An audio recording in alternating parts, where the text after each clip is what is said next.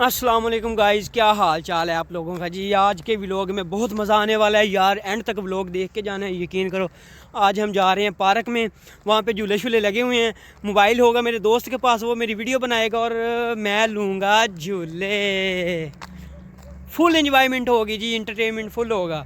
वहाँ पे बच्चे भी होंगे, झूले लगे होंगे, क्या बात है। मैं कहता हूँ कि फुल मज़ा आने वाला है। आप लोगों ने पता क्या करना है, आप लोगों ने ना सबसे पहले चैनल को सब्सक्राइब करना है। इस वीडियो पे यार व्यूज़ भी आने चाहिए और सब्सक्राइब भी आने चाहिए, ठीक है। कम से कम जो बंदा देखिए एक सब्सक्राइब तो ज़रूर बनता है, ठीक है ना। चलो यार, गपशप तो होती रहती है। चलो यार, आज ना अब ना थोड़ा सा इंजॉयमेंट कर लें। झूले शूले लगे हुए हैं, ये थोड़ा सा ना घूम फिर लें, ठीक है। नज़र आ रहे हैं झूले आपको? चलें, लेट्स गो।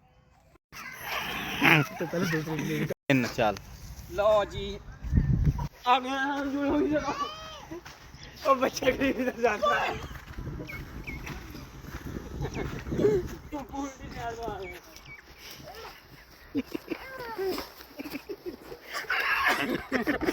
ना ये क्या है?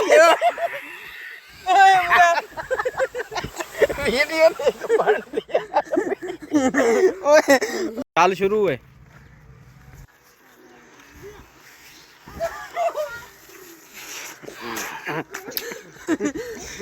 लो जी,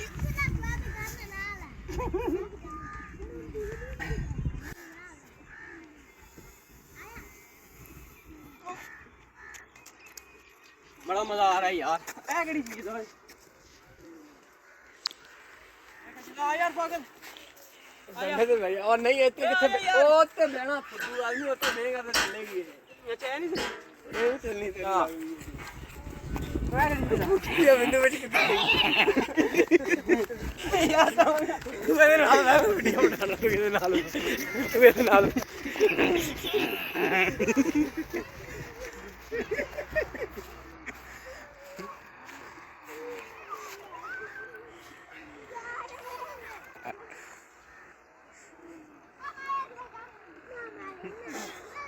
दोबारा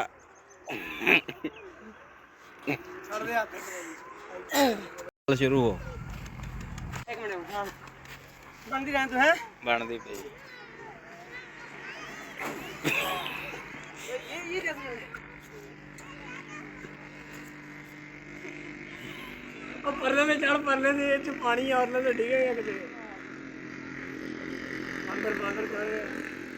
ये है हमारे मौजा बाग का मोंकी। लो जी गाइस, आज हम आए थे एंजॉय करने, तो मोंकी भाई पानी से गुजर के आया हूँ। तो सुनाओ आज का हमारा जो है घूमने का टूर, मौसम का व्यू चेक करवाओ इनको आज कमेंट में बताएं।